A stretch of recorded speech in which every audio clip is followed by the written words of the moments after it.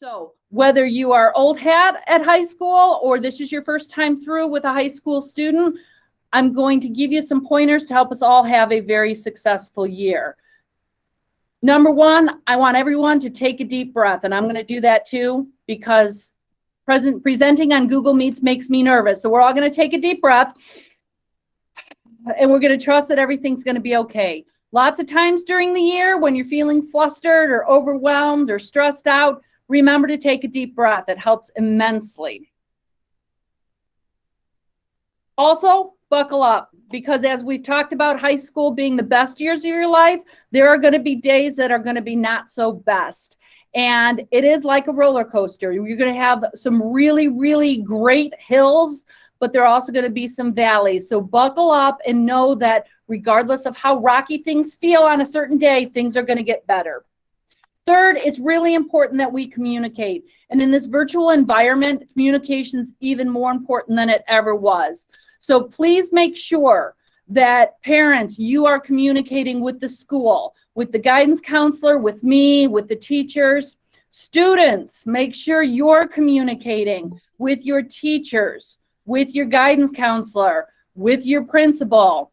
And most important, moms and dads and kids, make sure you're communicating with each other.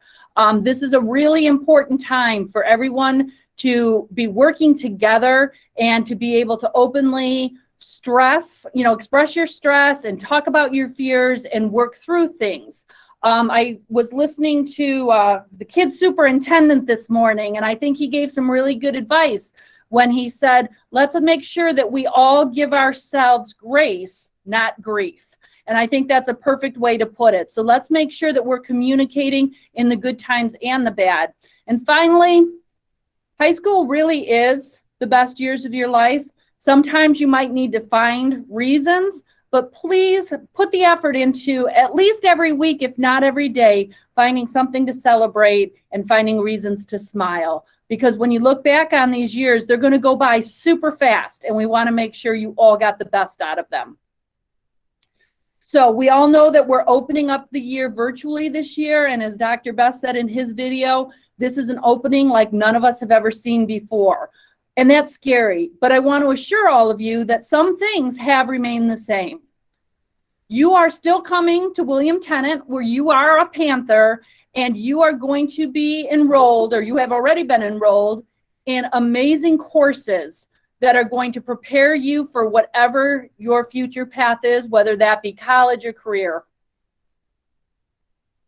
You are all going to experience unique learning opportunities in those classrooms. Our teachers have been working really hard over the summer to design lessons and to utilize technology to find ways to engage you and give you some amazing learning opportunities. And just like since William Tennent first opened its doors, you are going to be surrounded by supportive and engaging professional staff that are here to help you every step of the way. That staff includes, but is not limited to, your school guidance counselors. And Dr. Babbins is one of our guidance counselors. Dr. Babbins handles all families with last names that start between S and Z.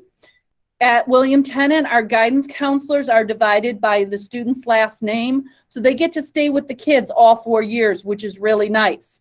The exception to that rule is Mr. Tomlinson, who is the guidance counselor for some of our special programs and different groups of students. So if you're in the gifted program, the ESL program, if you're part of CVLA, which is Centennial's Virtual Learning Academy, or if you go to CISCUP, Mr. Tomlinson is your guidance counselor. But otherwise, your guidance counselor is assigned by last name and will be your guidance counselor all 4 years. On this slide, I've included a hyperlink which will open up the web page for, which will open the web page for guidance so that you can link right directly to the guidance page where all the guidance counselors' emails and phone numbers are available. Next, you have your administrative staff, and the administrative staff is divided by grade level. So you will have a principal for your freshman year, a different principal your sophomore year, another principal your junior year, and finally, Mr. Mulford will be your principal your senior year. So I am your ninth grade house principal, and I am the center of all information ninth grade. So if you need anything, you can always start with me. You can also end with me if you've exhausted other possibilities. My secretary is Miss Diane Mueller. Her 4 kids went to William Tennent. She has worked here forever, and she knows everything about Tennent. And if she doesn't know, she knows who does know, and will put you in touch. So if you have any questions at all, you can call my office, and you will get either me or Miss Mueller, and we will help you any way we can. Miss Mueller is also the attendance secretary. So when you're emailing your attendance notes in or filling out your vacation forms, Miss Mueller is the person that's going to process all of that for you. Our 10th grade house is currently in transition. Mrs. Butler, who was the 10th grade principal, has decided to take a job closer to home. And so she will not be with us this year. As soon as we have information about who is going to be the 10th grade house principal and secretary, I will update this information, and that will be available to you. In the 11th grade, we have Dr. Julie Heinrich and her secretary, Miss Joanne Mancini. Miss Mancini takes care of a lot of the records and Skyward. So if you have a question about Skyward, you probably will get directed to her. And Dr. Henrich is in charge of scheduling. So some of you may have talked to her this summer when she was filling in electives in your schedules. And finally, although it seems very far off, 12th grade is not too far away, and Mr. Brian Mulford will be your principal when you're getting ready to graduate. Miss Mindy Golden, is his secretary, and Miss Golden handles working papers right now. I know she was doing that over the summer, and they also handle everything related to senior year and graduation. Of course, we all know Dr. Dennis Best, and his secretary is Miss Terry Knappenberger. She can be found at the front desk every day, so if you have questions and are in the building, you'll probably talk to Miss Knappenberger.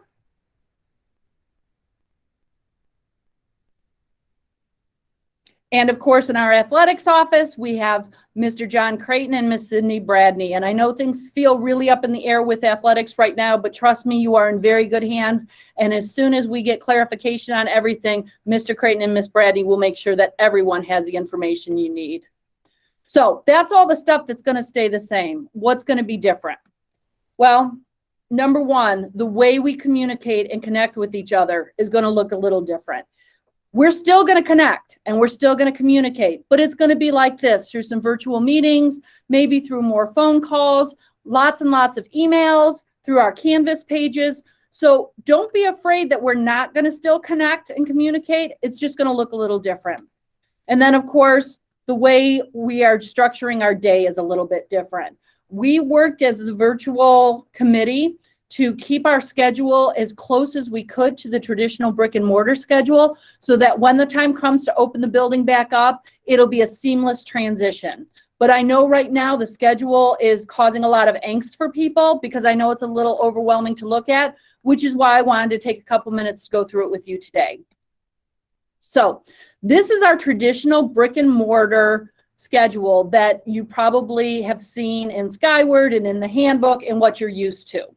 The times along the side are the times that when we meet in the building, these classes run. You'll also notice that next to third period, you either have an A, a B, or a C. When we're in the building, that A, B, and C assigns your lunch. A is first lunch, B is second lunch, C is third lunch. In the virtual world, those letters don't mean anything because everyone's having lunch at the same time. So it doesn't matter. But when we come back into the building, the A, B, and C matter.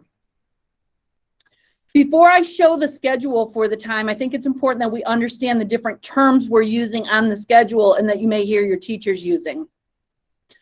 Asynchronous learning is learning that's going to happen on Canvas at the student's own pace, usually within a given time frame, but it is not a time when the teachers are going to be live in a Google Meet with students. So in our schedule, you're going to see some asynchronous time, and that time is going to be time where the students are working, probably still on the computer, but not necessarily face-to-face with the teacher, though during asynchronous times, the teachers will be available for office hours. Synchronous learning is the learning that's going to happen when attendance gets taken, and that's the first part of both the morning and the afternoon. During synchronous learning, the teacher is going to be giving you direct instruction and is going to be in a Google Meet just like this with the students. So you're going to log in, the teacher's going to check attendance just like they would if you were sitting in the classroom, and you're going to work together live in real time together through that Google Meet. Now, this doesn't mean that the teacher is going to be necessarily lecturing you for 45 minutes, but the teacher is going to be working with you that whole time. So maybe they'll be explaining a concept and then giving you some time to work some things out. You might have some opportunity to interact with your classmates, but it's going to be live, and it is required that you are present and on time and behaving appropriately during synchronous learning. The third type of learning that you'll see on the schedule is flex learning. And flex learning is going to be determined by the teacher or the guidance counselor, by the case managers for individual students, depending on what they need. During flex learning, some students may be in small group meetings with teachers or with their case manager. Dr. Babbins might decide to call you in to, see how things are going or to make an adjustment to your schedule during flex time. But other students who don't have a specific appointment may just be working on their own assignments, or maybe we'll be working with small groups of students virtually to complete work. So flex learning might look different for everyone. Our schedule is a blend of both synchronous, asynchronous, and flexible time. So here's what our schedule looks like for Mondays, Thursdays, Tuesdays, and Fridays. Mondays, Thursdays, Tuesdays, and Fridays are synchronous and asynchronous learning with a couple of flex breaks. So on Mondays and Thursdays, you will have your black day classes. On Tuesdays and Fridays, you will have your white day classes. Now I'm going to put this in here now, but I'm going to repeat it a few more times. Because Tuesday, September 1st is a Tuesday, we are starting this year on a white day, which is unusual for our students. Our students are used to always starting on a black day. But because we want to make sure that the days of the week stay the same all throughout virtual learning, we've decided that Tuesday, September 1st will be a white day. And I think in Dr. Best's video, he misspoke and said it was a black day, but he did send out a correction. And I just want to make sure everybody understands that Tuesday, September 1st is a white day. So on Tuesday, September 1st, you are going to log into Canvas and you are going to go to your first period white day class. And you are going to have a meeting like this with your teacher from 8 to 8:45. You then get a 5-minute break, and at 8:50, you will log into your white day period 2 class for 45 minutes. After the period 2 class, everyone gets a 10-minute flex period. And again, that could be a brain break for some students. It could be a time where if you had a question you wanted to ask the teacher, you could stick around and talk to the teacher. It could be if Dr. Babbins just needs to check on you real quick. She might just jump in and say, hey, can I see you real quick? Stop in during your flex time. Then at 9:55, we move into back to your first period class, but for asynchronous learning. And what that means is you're not necessarily going to log back into a link. You're going to work on whatever your teacher talked about during that first 45 minutes. And your teacher is going to be available through a Google Hangout, kind of like office hours, to answer any questions you may have or to go back over things with you or for whatever you may need help with. But during the asynchronous time, you will not typically be required to be in the Google Meet unless the teacher asks you to come in for extra help. And then we repeat that for period 2. At 11:30 is our lunch period. Everyone in the whole building is going to have lunch between 11:30 and 12 o'clock. From 12 to 12:45, then we move into our afternoon classes. So we go to period 3. 12:50 to 1:35, we'd go to period 4. We get that 10-minute flex time again, and then we go to the afternoon asynchronous time. And while this may seem like we're doing a lot of back and forth, we really did a lot of research to find out what was going to be best for students. And we knew that concentrated time on the computer was not necessarily going to be in the best interest, but we also wanted to make sure that our morning classes stayed morning and our afternoon classes stayed afternoon to, again, ease with the transition when we move back into the building, and also to help our students who attend MBIT or might be part of other programs that are tied to morning and afternoon schedules. Now, Wednesday is going to look different. On Wednesday, again, I warned you, I was going to keep reminding you that Tuesday, September 1st, is a white day.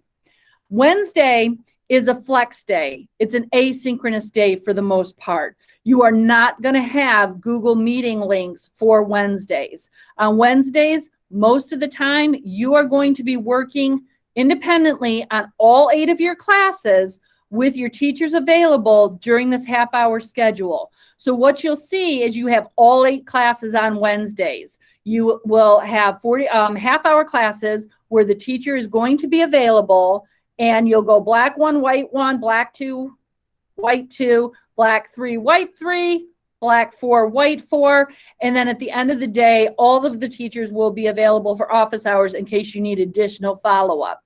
During this time on Wednesdays, again, your teacher might ask you to work in small groups or to, come in for some extra help or to work on some enrichment. If Dr. Babbins is going to run maybe small group meetings, she's going to hold those on Wednesdays. So there will be things going on. Please don't think that Wednesday is a day off. It's not a day off. It's just a day for you to work more independently and at your own pace to kind of take care of things you need to take care of with a little bit of a looser schedule. All right, let's take a look at your schedules in Skyward now. I have screenshot what your schedules look like in Skyward, and I've done it in a couple of different views so you can see what it looks like. And I know this looks a little overwhelming for everyone. The first thing I want to clear up with clarification is if you have any period that is larger than 4, like 11, 12, 13, 14, that's just your lunch period for when you're in the building. We have to schedule that like a class, and those have some odd numbers. So trust me, nobody's got 14 classes. It just says 14 because that's what designates that lunch. You probably have 2 period 1s, 2 period 2s, 2 period 3s, and 2 period 4s. You might have as many as 4 period 1s, depending on if you have semester courses. So it's important to look at the term. So when you're looking here in this view, each term is laid out separately. So we have 4 terms. First and second term, our first semester. Third and fourth term, our second semester. These would be the classes that you will be in first term, which starts on September 1st and ends, I believe, on November 8th, 7th or 8th. Maybe it's the 9th. On the days met, the W or the B means whether that's a white class or a black class. You have the title of the class, the room number when we're back in the building, and your teacher. You may also view it this way, which is a grid view, which is a little bit harder to look at, but gives you the same information. And then the way that most of the kids access their information is through the Skyward app on their phone. And to me, that's the cleanest and the easiest way to look at it. The only warning I have to give you is if you log into your Skyward app today, it's going to show you don't have any classes because we don't have school today. So you need to use the calendar drop down and select September 1st, and that will show you what your white day classes are. And then on September 2nd, you'll see your black day classes. Now, one thing I want to warn you is that the times listed in Skyward are brick and mortar times. Skyward is set up for our brick and mortar schedule. So you will see that it says that our class 1 goes from 7:30 to 9:05. That is only true when we are in the building. Virtually, we start at 8 o'clock and they're 45-minute sets of time. So it's going to be different. So please make sure you're following the times from the virtual schedule, not Skyward while we're virtual. Also, if in here you see a gap in times, that probably is when your lunch is. I know in one of the views, it shows all the different times and it might look like you have 35 minutes empty, and that would just be when your lunch is. Virtual learning for success. Dr. Babbins, do you want to cover this slide or do you want me to? Sure. If you're answering questions, you can go ahead and keep answering and I can do it. Okay, yeah, I'll there was a question, so I'll answer. Perfect. But if you need me, I'll keep my microphone on. Sounds good. I actually stole this. Actually, I borrowed it. Actually, Dr. Babbins gave it to me. So that's why I wanted her to present it, but I do give her credit. Dr. Babbins, when she's been communicating with students over the summer, has been sharing out these keys to success. We all learned a lot in the spring with what worked and what didn't work for individual people. And I think Dr. Babbins did a really nice job of kind of just summing it up into some bullet points. So first and foremost, as we get prepared for Tuesday, please make sure that somehow you establish a workspace somewhere in the house that's comfortable, but not too comfortable. We certainly don't recommend sitting in the bed because we all know what happens when we sit in bed. And that's someplace organized and as free from distraction as possible. Now, we all realize that everybody's situation is different and not everybody's going to have a separate room. An example I gave yesterday is I'm one of 8 children, and growing up, we had a big dining room table that sat 10. And each of us children had an assigned seat at that table that was our homework spot. That's where we kept our materials. That's where we sat every day to do our homework. And to this day, I can still remember memorizing 42 prepositions sitting in that chair. So having that space is really important because it aids with memory and it just helps set the tone for this is my learning time, not my sleeping time or my gaming time or my having fun time. So whatever you can do to help establish that space is really important. And it's also important, students, that you make that space your own somehow. You know, put some pictures up for it, get yourself some fun Post-it notes, whatever it is to make that space comfortable and yours so that you own it. We're virtual and everything's being done on a computer, but many of us still do better with paper and pencil. So don't think that just because we're virtual and you have Google Calendar and Google Mail and Canvas tasks list that you don't need an agenda book. Paper and pencil is still really important. And I would recommend that everybody still have a paper and pencil calendar or notebook. Dr. Babbins is sharing hers for you to keep track of your tasks. It's important to keep a to-do list so that it helps you prioritize. You're going to be managing 8 classes, guys, and your teachers are amazing and are going to organize the work for you in a way that's very accessible, but it's still on some days going to be very overwhelming, and having a list that you can check things off on can be really helpful. I cannot stress the importance of brain breaks. And it doesn't have to be long and it doesn't have to be fancy, but you're going to need some time away from your screen. So in that 5-minute break between classes, get up and do 5 push-ups or take some breaths. Play with a fidget ball or a fidget spinner. Do something. Dr. Babbins says she likes to read quotes, so she keeps a book of quotes in her space, and when she needs a brain break, she reads quotes. Maybe you like to color. You know, having colored pencils and a coloring book can be really helpful to just give your brain a break. Establish a routine. Get up in the morning, take a shower, eat your breakfast, and do everything you would do as though you were getting on the bus or getting in the car to come to school. Make it as much like school as you possibly can. Your body and your mind will thank you for it. When you do take your breaks, when you have your lunch or you're taking a 15 or 20-minute break between, during your asynchronous time or afterwards, move away from your workspace. Really separate what that workspace is from the rest of your life so that you're really giving yourself a real break. But don't forget to use a timer because we all know it can get really easy to lose track of time. And you want to make sure you're being efficient and getting your work done. So 15, 20 minutes, set a timer, get away from that screen, get away from your workspace, and then come back and you'll feel very refreshed. It would also be really helpful if you make yourself a contact sheet whether you do that in Google Docs or you have that paper and pencil next to you. But keep a list of all of the important phone numbers and people you might need to reach out to, like the technology help desk. I'm seeing some questions pop up about not being able to log in. We have a great technology help desk that's going to help you.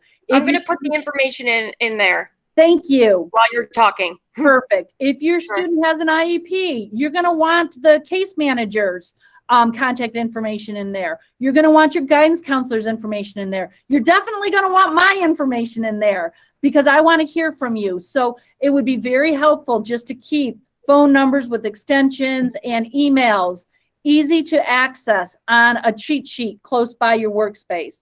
And then finally, use the bookmarks in Chrome to organize your life so you can simply click on what you need for the day without having to re-enter everything and start from scratch. A lot of the bookmarks are in ClassLink, so a lot of what you need will be in ClassLink, but it's really helpful to bookmark your mail, bookmark your calendar, bookmark Canvas, bookmark Edpuzzle or whatever other devices, what other programs your teachers might be using so that you have really easy access to them. It'll just make your life a lot easier when you're not searching around for things constantly. So spend spend some time in this first week as teachers are explaining things to you to, set these bookmarks up and get yourself organized for success. Thank you, Dr. Babbins. Sure. All right. Accessing your education. First and foremost, do you have your Chromebook? If you don't have your Chromebook, I thought I updated this slide, but I didn't. Your last chance officially right now to get your Chromebook is between 1 and 3 tomorrow. Don't worry if for some reason you really can't make it between 1 and 3 tomorrow. Dr. Best, I'm sure, will be sharing out information on how to get your Chromebook after that time. But really, please try to make every effort to pick it up if you don't already have it tomorrow between 1 and 3. On your Chromebook, you are going to be using parents. Grades are going to be kept in Skyward. If you are still having trouble logging into that, Dr. Babbins is sharing, I think, some information about how to get into Skyward. The grades and attendance will be updated regularly in Skyward, just like it is during regular school time. In the spring, we did not use Skyward. There were a lot of reasons that we couldn't use Skyward, and we did not use Skyward to record attendance or grades. That is different for our virtual learning right now. Teachers will be taking regular grades and keeping Skyward up to date, and teachers will be taking attendance in Skyward. So keep an eye on Skyward, parents. That's where you're going to see your students' progress. Canvas is the learning management system that we're all using. And as the teachers publish their classes, when you log in, you will start to see on your dashboard all of your classes. There are some great videos on the CSD website that Dr. Babbins is sharing and that I've also linked here that will show you how to access Canvas, what Canvas looks like, and how to use the different features. Parents, you are able to pair with your students' Canvas so that you can get on and see what they see on Canvas. I highly, highly recommend that you do that.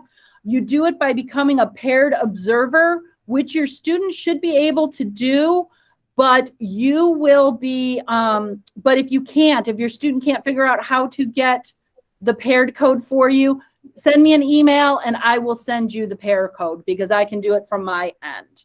All right, I have linked in this presentation, if you've accessed it, the school and district websites for technology for the links, and also a link to the video tutorials that Mr. Gabriel put together for everyone. I saw some questions popping up about attendance, and I'm going to explain that now. On the synchronous days, on Monday, Tuesdays, Thursdays, and Fridays, teachers will take attendance at the beginning of the meeting, just like if your student is sitting in class. Tardies will count, so your student needs to be logged in by 8 o'clock. If they come in at 8:15, the teacher's going to mark them tardy, and that's going to show up in Skyward. On Wednesdays, because they won't necessarily be logging in with a teacher, The students are going to complete a Google form, which basically it's going to show up either on their Canvas or somewhere in their Chromebook, and they're simply just going to put down their student number and mark that they are present. Every student in the building is going to be marked absent on Wednesday. When these forms are completed first thing in the morning at 8 o'clock, we are going to pull the responses from that Google form and enter it into Skyward, and every student who's completed the form will then be marked present. So if on a Wednesday you see that your student got marked absent and you know that they should have been participating, make sure that they filled out the Google form. We do know that even though we're virtual, there are going to be times when you might be sick or you might not be able to participate in the virtual learning. We have the same absence policy, attendance policy as we do in brick and mortar. So if your student's going to be absent, please just make sure that you email your absence note to Miss Mueller at WTAttendance at centennial.org within 3 days of the absence so she can correct it. Now, she goes through those emails every day, but as you can imagine, some days there can be up to 500 emails with 1,800 students in our building. So sometimes it takes her a couple of days to get everything up to date. If it's been a couple of days and you know you submitted a letter and it's still showing up unexcused, send an email to me or Miss Mueller and we'll look into it and get to it. Just know that by Pennsylvania law, every absence is unexcused until it is documented with a parent note. So it gets defaulted as unexcused, and then we change it when we get your note. So that's why the notes are so important. If you're planning a vacation during this virtual time, you will fill out the vacation request forms that are on the website just like you would during brick and mortar time.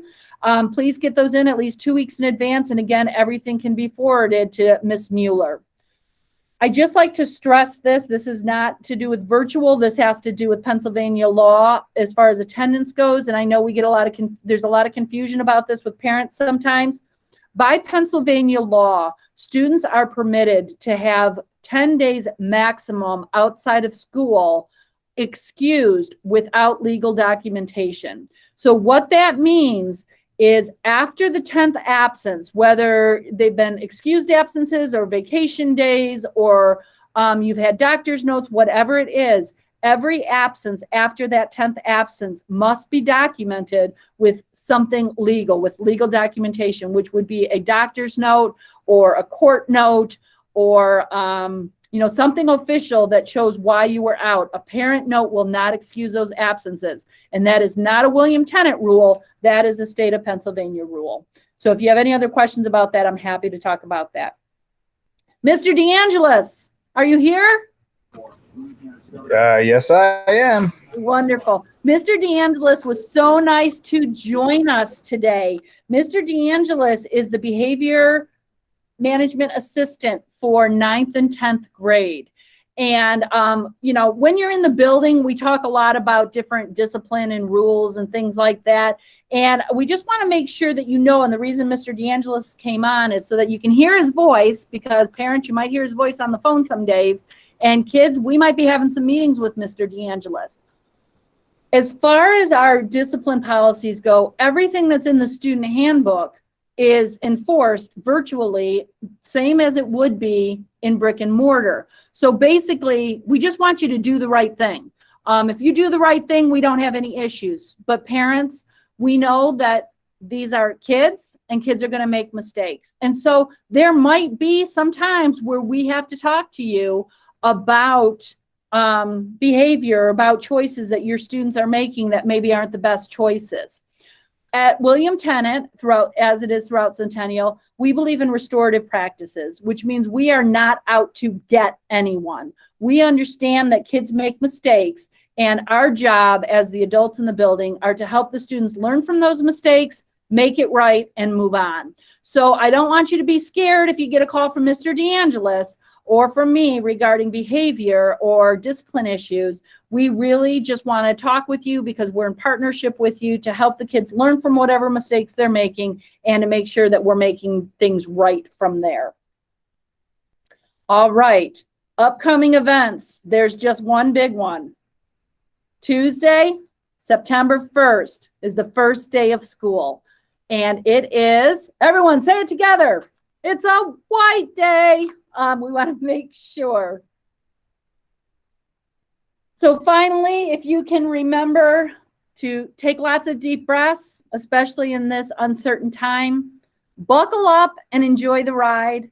Make sure we keep communicating and make sure you find, if not every single day, at least once a week, put it on your list to find a reason to celebrate and to smile. At this time, I'm happy to answer any questions you may have. I am going to make this presentation and the recording of this presentation available to everyone. So whether you're here at the meeting or if you know somebody who missed the meeting, these will be sent out to you so that you have access to it. Feel free to stick around and ask questions. You can type them in the chat box. So I know Dr. Babbins has been answering a lot of questions as we've gone along. Also, feel free to email me at my email or email your guidance counselor. I will be happy to answer any questions. You can also give me a call. My extension is 12004. So if you just call the building, you can call 12004. But also, and I know we're being bombarded with information, but it is really important that you read the e-alerts that come out from Centennial and from William Tennent, and that you also check the webpage for announcements. We really are being very careful about the information that we put out so that we aren't bombarding you with useless information. It really is all very important, and I know it's tough because I know we all get a million emails a day, but it is important that we stay on top of looking at, you know, the information that's coming out from the school. If you're not getting e-alerts, no, that's okay. If you're not getting e-alerts, let us know. Go ahead, Dr. Babbins. I just wanted to see if I can make one quick announcement. Miss Teeter, she's a biology teacher, and myself run the yearbook. And one thing we've been discussing today is that if you can get pictures of your son or daughter on their first day of school, we have to be creative with how we're doing the yearbook this year, and send them to me as an email, I would really, really appreciate that, because we're trying to get all grades students on the first day of school. Typically, we take pictures. But if, you know, they dress up or they wear their pajamas or whatever, if you could have them sitting at their virtual learning space and just take a picture and email me, that would be awesome. That's an awesome idea, Dr. Babbins. Are there any other questions? If you don't have any questions, please feel free to log yourselves out. I'm so happy. I really, really appreciate you spending the time with us this evening, and I hope the information was helpful for you. I'm really looking forward to working with the class of 2024.